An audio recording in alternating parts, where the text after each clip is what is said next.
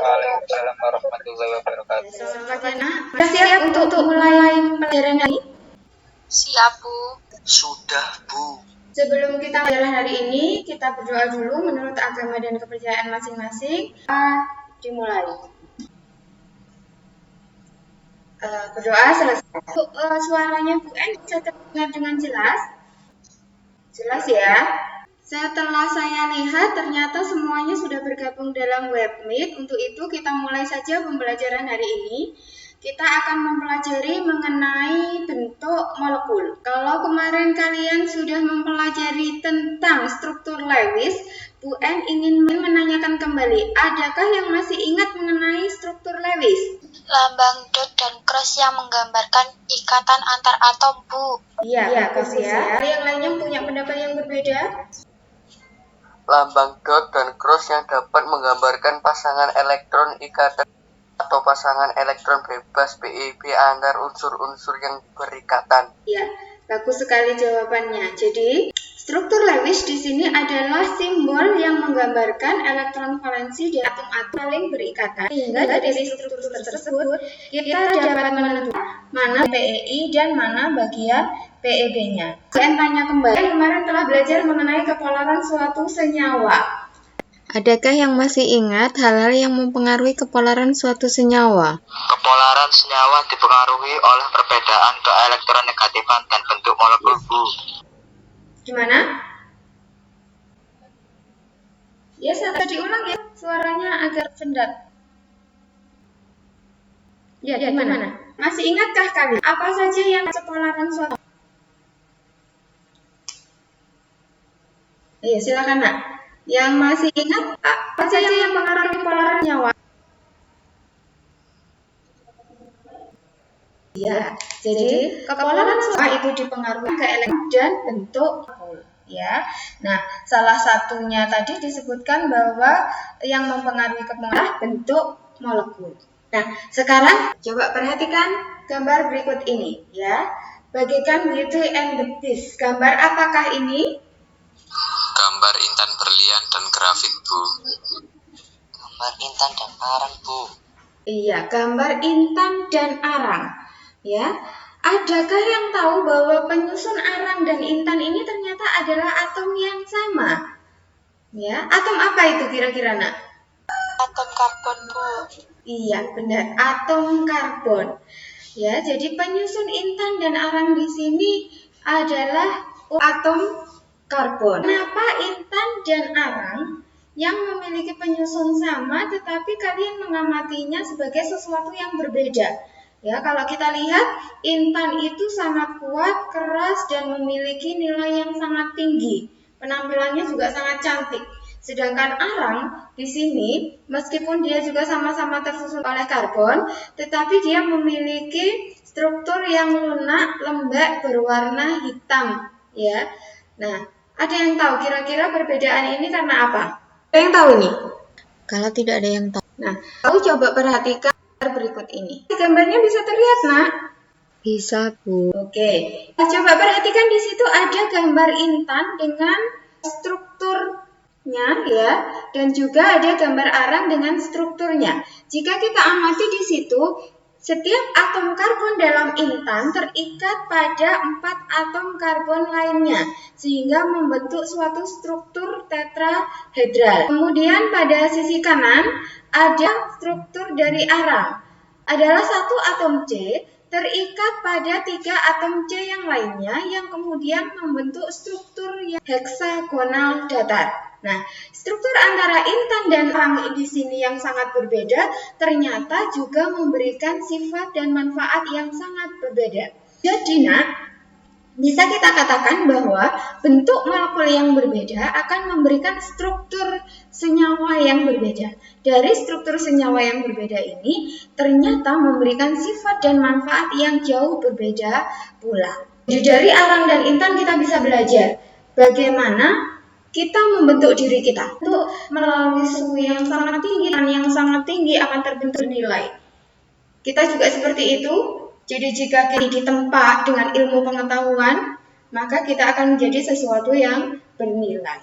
Nah, jadi penting tidak mempelajari mengenai bentuk molekul itu. Penting, Bu. Sekali ya. Dengan begitu kita tahu banyak sifat senyawa di alam dan bisa memanfaatkannya dengan baik. Untuk tujuan pembelajaran kita hari ini adalah melalui diskusi dan mengamati struktur Lewis, kalian harus bisa menentukan jumlah domain elektron dari 5 senyawa yang berbeda dengan tepat. Melalui diskusi dan mengamati struktur Lewis pula, kalian dapat memprediksi dan menggambarkan 5 bentuk dasar molekul suatu senyawa menggunakan teori domain elektron dengan tepat. Melalui diskusi dan studi literasi, kalian juga akan bisa memprediksi dan menggambarkan bentuk molekul suatu senyawa berdasarkan teori pasangan elektron valensi atau dikenal dengan VSEPR. Yang terakhir, melalui diskusi dan kegiatan praktikum, kalian nanti akan ditugaskan untuk membuat model bentuk molekul menggunakan bahan-bahan yang ada di lingkungan sekitar kalian. Kemarin Bu M telah meminta kalian untuk mendownload LMS. Apakah sudah dilaksanakan? Sudah, Bu. Ya sudah. Alhamdulillah kalau sudah dilaksanakan, kalau sudah berarti sudah dibaca, sudah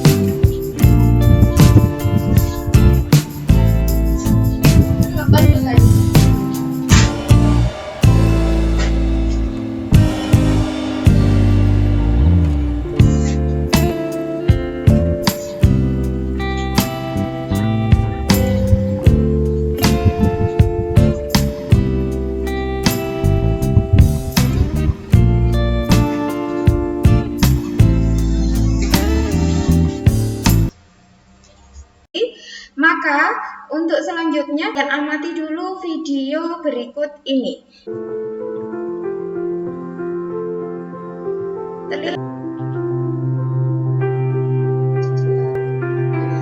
Diamati dengan baik di situ videonya.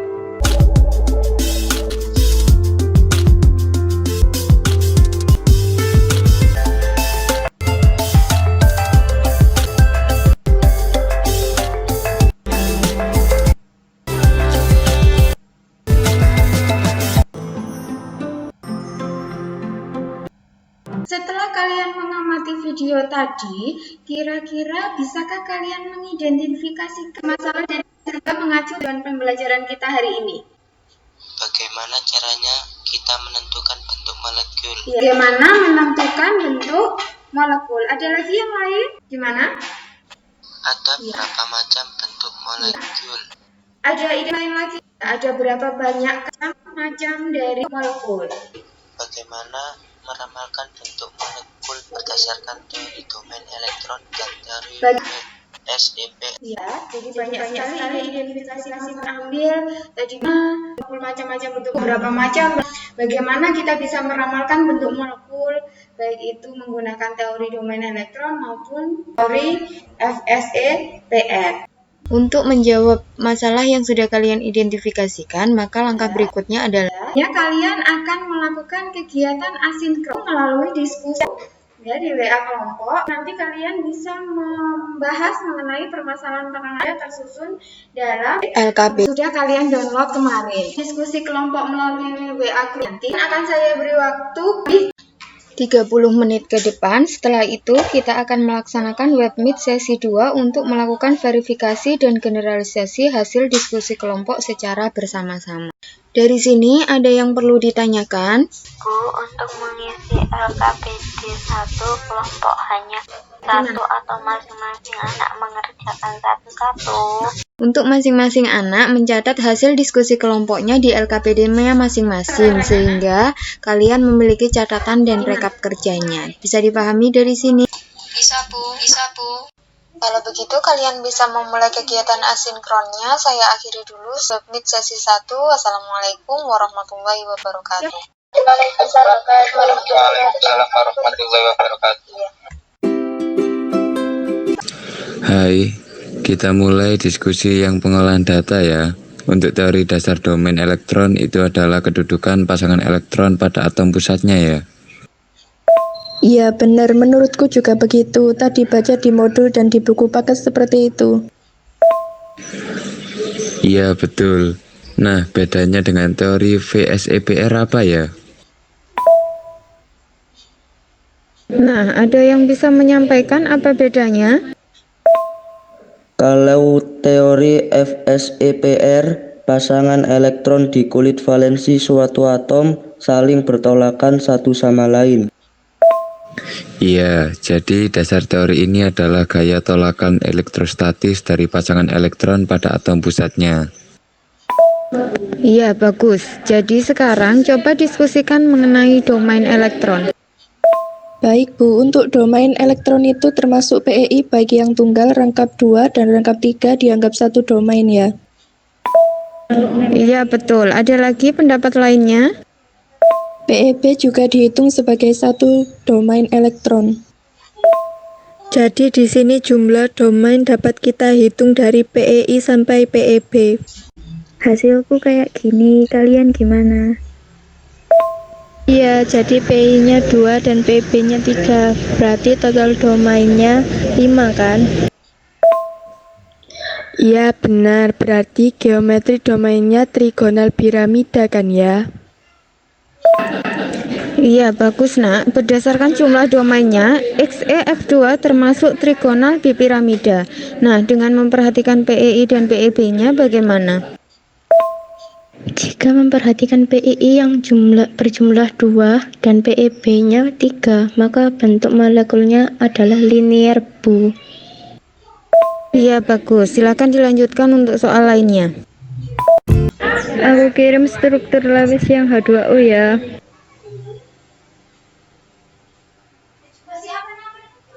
Oke, sama strukturnya. Jadi di sini kalau aku hitung jumlah domainnya ada 4 ya. Iya, total domain ada 4, berarti geometris domainnya tetrahedral bukan? Iya, sudah bagus. Nah, untuk PEI dan PEB-nya berpengaruh tidak terhadap bentuk molekul? Iya Bu, berpengaruh karena tolakan antara PEB dengan PEB lebih besar daripada PEB dengan PEI, lalu diikuti oleh PEI dengan PEI-nya Bu. Assalamualaikum warahmatullahi wabarakatuh. Waalaikumsalam warahmatullahi wabarakatuh. Tadi bentar terputus.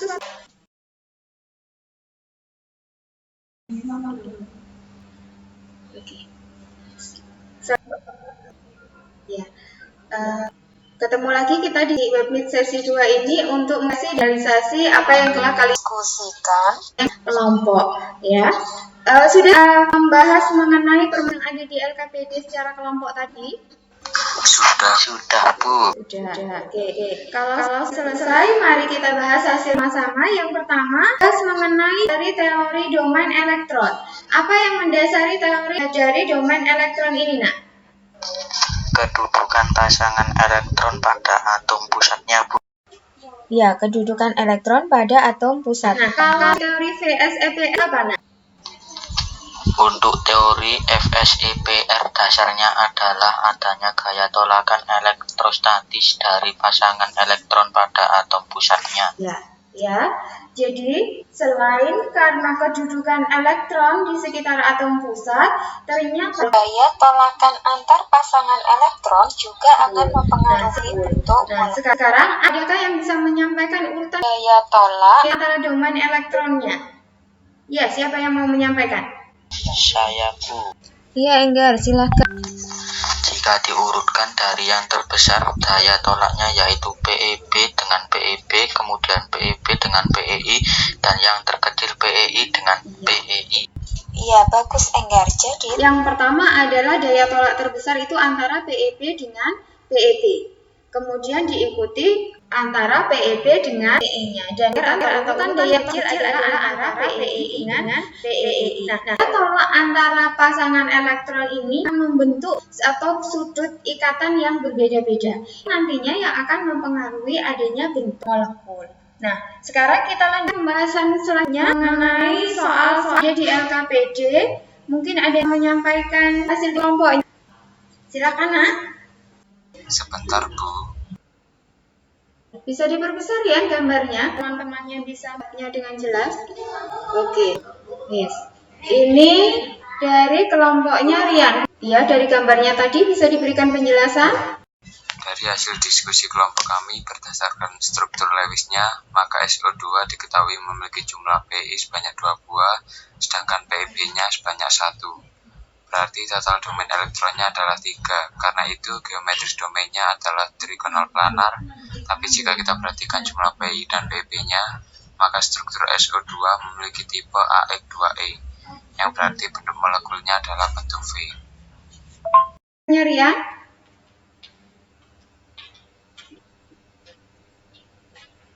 Iya. Gimana penjelasannya, Rian?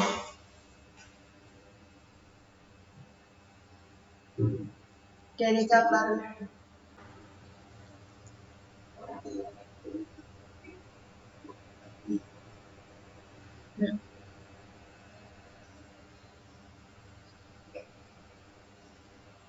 AX2E, ya. Kemudian, jadi kalau jumlah PEI-nya sebanyak 2, jumlah PEB-nya 1, maka total domain elektronnya ada berapa, Rian, di sini? Kalau kita jumlahkan berarti totalnya ada berapa?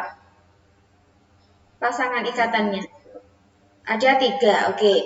Jika domain elektronnya 3, maka menurut kelompok kalian tadi, bentuk geometris domainnya bagaimana?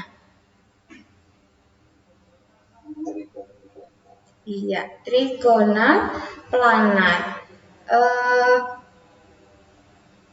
Kemudian bentuk geometrisnya bagaimana? Bentuk geometris molekulnya. Iya, jadi kalau geometris domain itu kita bisa melihat dari jumlah domain elektronnya saja, sedangkan geometris molekul itu bisa melihat juga atau memperhatikan jumlah PEI dan juga PEB-nya. Dari yang disampaikan oleh Rian, adakah yang memiliki pendapat yang berbeda? Bu, jumlah PEI-nya bukannya 3 ya, Bu? Jumlah PEI-nya 3. Bagaimana dengan yang lain? Pendapatnya apakah sama dengan Rian ataukah sama dengan Revi? Ya, Safina. PEI-nya 2, Bu. PEI-nya 2. Kenapa seperti itu? Nah, yang satu merupakan ikatan rangkap yang dihitung sebagai satu domain. Dan satu lagi merupakan ikatan tunggal yang dihitung sebagai satu domain. Sehingga total PEI hanya 2, bukan 3. Iya, betul sekali penjelasannya. Jadi, jika kita perhatikan dari struktur Lewisnya, bukan 3 pasangan elektron yang ada di sekitar atom pusat, tetapi hanya ada 2, di mana salah satunya berupa ikatan tunggal dan yang lain berupa ikatan rangkap. Ingat bahwa ikatan tunggal, rangkap 2 ataupun rangkap 3 dihitung sebagai satu domain. Dari sini bisa dipahami? Bisa, Bu. Bisa, Bu. Kita lanjut soal. Ada yang bisa menyampaikan? Silakan ditampilkan. Sebentar, Bu. Yang ditampilkan ini adalah CLF3. Silakan diberikan penjelasan mengenai geometris domain dan geometris molekul. Hasil dari kelompok saya seperti ini, Bu. Struktur CLF3 memiliki total domain 5, yang berarti memiliki geometris domain trigonal bipiramida. Namun, jika ditinjau dari jumlah PE sebanyak 3 dan PEB sebanyak 2 dengan tipe molekul AX2E2, maka CLF3 memiliki molekul bentuk T. Yang lainnya punya pendapat yang berbeda tipe molekulnya. Silakan. Iya,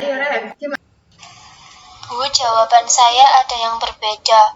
Untuk tipe molekulnya saya ketemu AX3E2, Bu. Tadi yang disampaikan oleh tipe mononya adalah AX2 ya. Di carbon graphite tipenya adalah AX3E itu ya. Iya, jadi A mewakili atom pusat, X mewakili atom terikat, dan E mewakili pasangan elektron bebas. Nah, dari yang kalian sampaikan tadi, pasangan elektron terikatnya ada berapa? 3, Bu. Sedangkan jumlah PeB-nya ada berapa? Ada 2, Bu. Jadi rumus yang benar seharusnya apa? AX3E2. Iya, yang betul adalah AX3E2. Dari sini bisa dipahami? Sudah, Bu. Baiklah, kita sudah membahas mengenai berbagai bentuk molekul senyawa, baik menggunakan teori domain elektron maupun teori VSEPR. Sekarang coba buat kesimpulan. Yang pertama, apa yang dimaksud dengan domain elektron? Setiap elektron ikatan, baik ikatan tunggal, rangkap 2, atau rangkap 3, merupakan satu domain dan setiap pasangan elektron bebas merupakan satu domain. Ya, jadi tiap pasangan elektron ikatan, baik yang tunggal, rangkap 2 maupun rangkap 3, kita hitung sebagai satu domain elektron. Dan pasangan elektron bebas juga dihitung sebagai satu domain elektron. Nah, berdasarkan jumlah domain elektronnya, ada berapa bentuk molekul dasar atau geometris domain? Ada 5 bentuk molekul dasar, Bu. Iya, ada apa saja? Ada. Yaitu linier, Yang kedua, trigonal, planar, yang ketiga, tetrahedral, yang keempat. trigonal, bipiramida, Iya, dan yang kelima, oktahedral. iya. Berdasarkan pasangan elektron, ada 5 berdasar dari satu molekul. Ada yang ada trigonal, ada tetrahedral, kemudian ada bipiramida, yang terakhir ada oktahedral. Ya, bagus sekali. Nah, bagaimana dengan teori tolangan pasangan elektron valensi? Apa dasar dari teori ini? Adanya tolakan antar pasangan elektron di sekitar atom pusat dengan urutan tolakan terbesar antara PeB dengan PeB, disusul tolakan antara PeB dengan PeI, dan yang paling kecil antara PeI dengan PeI. Ya, bagus sekali apa yang telah disimpulkan teman kalian. Sekarang, berdasarkan tolakan pasangan elektron kulit valensi, ada berapa macam molekul yang bisa dikembangkan? Ada 13 macam bentuk, Bu, masing-masing dipengaruhi oleh jumlah PeI dan PeB-nya. Iya, jadi berdasarkan teori domain elektron ada 5 bentuk molekul dasar. Kemudian berkembang menjadi 13 bentuk molekul berdasarkan perkembangan dari teori VSEPR. Nah, sekarang coba simpulkan bagaimana cara menuliskan tipe molekul dan apa hubungannya dengan bentuk molekul. Tipe molekul dapat dirumuskan dengan AXNEM, di mana A menyatakan atom pusat, XN menunjukkan jumlah PeI, dan EM menunjukkan jumlah PeB. Dengan mengetahui jumlah PeI dan PeB-nya, maka dapat diprediksi bentuk molekulnya. Baik, sudah benar apa yang disampaikan oleh teman kalian. Dari sini, ada lagi yang perlu dipertanyakan? Tidak, Bu. Baik, tadi adalah apa yang telah kita sampaikan manfaat semua. Ya, untuk pelajaran hari kita cukupkan sampai ini. Ini sudah aktif. Tadi ada Ria, Yesa, ya, kemudian lainnya juga. Saya harap depannya sudah aktif, tetap pertahankan dan akan lebih tingkatkan. Tetapi setelah aktif ini, dirasakan bisa lebih aktif lagi. Untuk Rizalda dari tadi Bu Em suaranya, apakah ada kesulitan yang dialami pelajaran? Tadi saya kesulitan menentukan domain elektron, Bu, tapi sudah bisa sekarang. Kesulitan bagaimana, Nak? Tadi masih bingung antara yang rangkap dan tunggal, Bu. Saya pikir yang rangkap 2 itu dihitung 2 domain, tapi setelah berdiskusi sekarang sudah paham, Bu. Diperlukan kalau dia rangkap 2 ataupun rangkap 3 itu dihitungnya satu, ya. Bisa dipahami ya? Iya, Bu. Ada lagi yang mengalami kesulitan? Tidak, Bu. Tidak ada, Bu. Baiklah, kalau begitu kita simpulkan secara keseluruhan pembelajaran hari ini. Bagaimana cara menentukan jumlah domain elektron? Jumlah domain elektron merupakan PeI ditambah PeB, di mana untuk ikatan tunggal, rangkap 2 dan rangkap 3 dihitung satu domain dan PEB juga dihitung satu domain. Dari apa yang kita bahas tadi, ada berapa macam molekul menurut teori domain elektron? Bentuk molekul dasar ada 5, yaitu linier, trigonal planar, tetrahedral, trigonal bipiramida, dan oktahedral. Lalu bagaimana meramalkan bentuk molekul menurut teori VSEPR? Dengan menggambar struktur Lewis atau tipe molekul untuk menentukan jumlah PEB atau PEI yang dapat digunakan untuk meramalkan bentuk molekul. Ada yang bisa menyebutkan bentuk molekul menurut teori VSEPR itu apa saja? Berdasarkan teori VSEPR, maka untuk jumlah domain 2 bentuk molekulnya linier. Untuk jumlah domain 3 terdapat 2 macam bentuk molekul. Jika PEI 3 dan PEB 0 kita sebut trigonal planar. Jika PEI 2 dan PEB 1 kita sebut bentuk V. Untuk senyawa dengan jumlah domain 4 menurut teori VSEPR. Untuk jumlah domain 4, maka ada 3 kemungkinan bentuk molekul. Jika PEI 4, PEB 0, maka bentuk molekulnya tetrahedral. Jika PEI 3 dan PEB-nya 1, bentuknya adalah trigonal piramida. Dan jika jumlah PEI dan PEB masing-masing 2, bentuk molekulnya adalah bentuk V. Jika domainnya 5 bagaimana? Ada 5 kemungkinan bentuk molekul dengan jumlah domain 5, Bu. Yang pertama, trigonal bipiramida jika jumlah PEI ada 5 tanpa adanya PEB. Yang kedua, ada tetrahedral terdistorsi jika PEI berjumlah 4 dan PEB-nya 1. Disebut bentuk T jika jumlah PEI adalah 3 dan PEB-nya 2. Kemungkinan keempat disebut linear jika PEI-nya 2 dan PEB-nya 3. Nah, yang terakhir untuk domain 6.